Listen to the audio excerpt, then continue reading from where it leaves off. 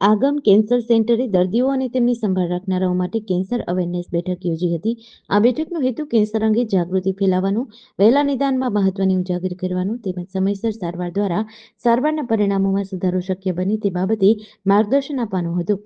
કલ્યાણમ Vastrapur community centre ખાતે યોજાયેલા આ કાર્યક્રમનું નેતૃત્વ આગમ કેન્સર સેન્ટરના senior medical oncologist doctor Ashish કૌશલે કર્યું હતું. અમદાવાદના નિવૃત્ત chief fire officer Rajesh Bhatt મુખ્ય અતિથિ તરીકે ઉપસ્થિત રહ્યા હતા.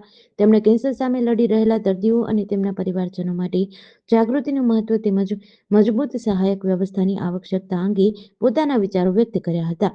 અમદાવાદની શ્રેષ્ઠ કેન્સર હોસ્પિટલોમાં સ્થાન ધરાવતા આગમ કેન્સર સેન્ટર દ્વારા કેન્સર નિવારણ, વહેલા નિદાન અને ઉપલબ્ધ સારવાર વિકલ્પો અંગે જનજાગૃતિ ફેલાવવા નિયમિત રીતે અવેરનેસ કાર્યક્રમો અને સમુદાય આધારિત પ્રવૃત્તિઓ યોજવામાં આવે છે.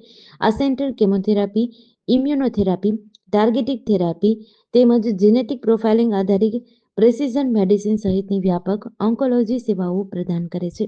આધુનિક ટેકનોલોજી અને માળખાકીય સુવિધાઓથી સજ્જ આ સેન્ટર તબીબી સારવારથી આગળ વધીને માનસિક કાઉન્સિલિંગ, પોષણ માર્ગદર્શન અને ફાર્મસી સહાય જેવી સર્વાંગી સહાયક સેવાઓ પણ પૂરી પાડે છે. મારું નામ ડૉક્ટર આશિષ કૌશલ છે. હું આગમ કેન્સર સેન્ટરમાં કેન્સર ફિઝિશિયન છું. આગમ કેન્સર સેન્ટર આજે કેન્સર અવેરનેસનો એક સરસ પ્રોગ્રામ કર્યો છે અને આપણે બધા જાણીએ છીએ કે કેન્સર ઘણા બધા એડિક્શન, તમાકુ કે એલ્કોહોલના લીધે થાય. કેન્સરની સારવાર માટે આપણે ઘણી બધી નવી મોડર્ન ટ્રીટમેન્ટ આવી ગઈ છે. કેન્સર માટે રેગ્યુલર સ્ક્રીનિંગ જરૂરી છે, પણ આ બધું અવેરનેસ આપણે રેગ્યુલરલી સાંભળતા હોઈએ છીએ.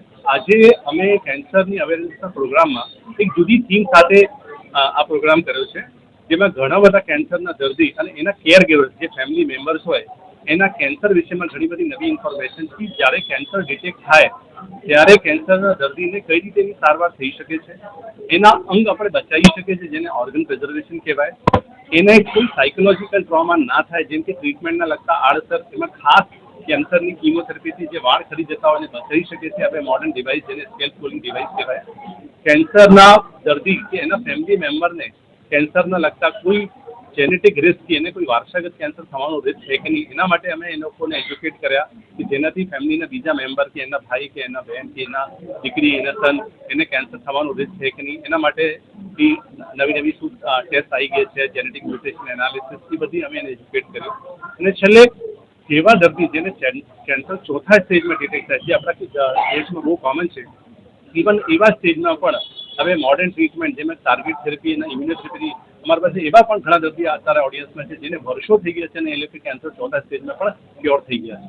તો હવે કેન્સરની સારવારમાં ઘણો બધો નવી ડેવલપમેન્ટ આવ્યો છે, જેનાથી આગળના સ્ટેજમાં પણ આપણે કેન્સરને ક્યોર કરી શકાય છે. તો કેન્સર, આપણે ગુજરાતની વાત કરીએ તો ગુજરાતમાં તમાકુના લીધે મુખ અને ગળાના કેન્સર સૌથી વધારે જોવા મળે છે, પણ સ્ત્રીઓમાં સ્તન કેન્સર અને અંડાશયનું કેન્સર, જેને ઓવરિયન કેન્સર કહેવાય, અને એના સિવાય ફેફસાનો કેન્સર અને પ્રોસ્ટેટ કેન્સર, જે પુરુષોમાં પણ જોવા વધારે મળે છે. રેગ્યુલર સ્ક્રીનિંગ 40 પછી સ્તનની મેમોગ્રાફી અને ગર્ભાશયના મુખની તપાસ, જેને પેપ્સનર કહેવાય, અને હવે સર્વાઇકલ કેન્સરની વેક્સિન પર રસી આવી ગઈ છે, જેનેથી લેવાથી આપણે નાની છોકરીઓને પણ આગળ કેન્સર થવાની આપણે રોકી શકીએ, જેને આપણે સર્વાઇકલ કેન્સર વેક્સિન કહેવાય. જે લોકો વ્યસન કરતા હોય એને રેગ્યુલર મુખ અને ગળાની તપાસ, અને જેને કોઈ જે સિમ્ટમ આવે એને રેગ્યુલર સ્ક્રીનિંગ, જેમ કે લો ડેન્સિટી સીટી સ્કેન, એક્સરેની જરૂરત હોય એને ડૉક્ટર પાસે તપાસ કરાવવા જોઈએ, જેનાથી કેન્સર પ્રી કેન્સર સ્ટેજમાં પણ પકડી શકે અને આપણે હાઈલી એને ક્યોર કરી શકીએ. લેવલ સાચો નિર્ણય આ માસ લેવલ પર કે આજે કેન્સરનો જે વિસ્ફોટ છે, કે પહેલાં એક હતું કે અલગ અલગ કુટેવ હોય એ લોકોને જ આ પ્રકારની એક માંદગી આવે, પણ હવે એવું નથી રહ્યું કે ઘણા બધા જેને કોઈ પણ પ્રકારની કુટેવ ના હોય એવા લોકોને પણ અલગ કારણ એકાએક આકસ્મિક કેન્સર થયું છે એવી માહિતી મળે. શરીરના અલગ અલગ અંગોમાં કેન્સરનો વિભાગમાં જોવા મળે ત્યારે એક જે ફોબિયા હતો કે કેન્સર એટલે કેન્સર, તો હવે એવું નથી રહ્યું. ખાસ કરીને આજના જે પ્રોગ્રામમાં જે ઘણા બધા અનુભવો, જે લોકોએ પોતાના અનુભવો વર્ણવ્યા કે કેન્સરને માત આપે છે, 3rd સ્ટેજ 4th સ્ટેજ પછી પોસ્ટ 4th સ્ટેજના લોકો પેશન્ટ છે, આજે 100% ક્યોર છે. ફેમિલી હેરિડિટરી હિસ્ટ્રી બહુ મજબૂતાઈથી આગળ વધતી હોય છે, એટલે આખા ઘરમાં કોઈને કશું જ બીમારી ના હોય, નખમાં પણ રોગ ના હોય, એકદમ ખબર પડે કે કેન્સર છે, અને પછી આખી હેરિડિટરીમાં અનેક સભ્યોને, પરિવારના લોકોને આ કેન્સર જોવા મળે છે. તો એની પણ ટ્રીટમેન્ટ હવે અવેલેબલ છે. હવે એવું નથી કે કેન્સર એટલે તમારે વિદેશમાં જ ટ્રીટમેન્ટ માટે જવું પડે. એક મેડિકલ હબ તરીકે અમદાવાદ ઉભરી આવ્યું છે. એડવાન્સ ટ્રીટમેન્ટ મળી રહી છે.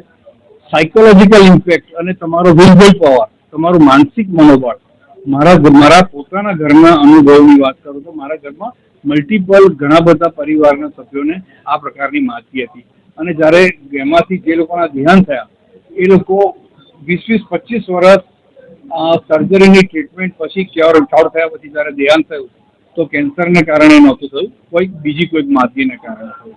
એટલે કેન્સર એટલે હવે કેન્સર જેવું નથી. કેન્સરને માત આપી શકાય છે. ટ્રીટમેન્ટ સારામાં સારી અવેલેબલ છે. કુટુંબના લોકો માટે ખાસ અગત્યની વસ્તુ એવી છે કે જ્યારે ટ્રીટમેન્ટ કોર્સ ઓફ ટ્રીટમેન્ટ જ્યારે ચાલતી હોય ત્યારે સ્વભાવ ચીડચીડો થઈ જાય પેશન્ટનો, ગમે નહીં, એ વખતે જોડે રહેલા કુટુંબના માણસો એને સહાનુભૂતિપૂર્વક જો પોઝિટિવ વર્તે અને વાતાવરણ પોઝિટિવ બનાવવામાં આવે તો કેન્સરને માત આપણે ચોક્કસ આપી શકીએ. GDC ન્યૂઝ સાથે સંજીવ રાજપૂત, અમદાવાદ.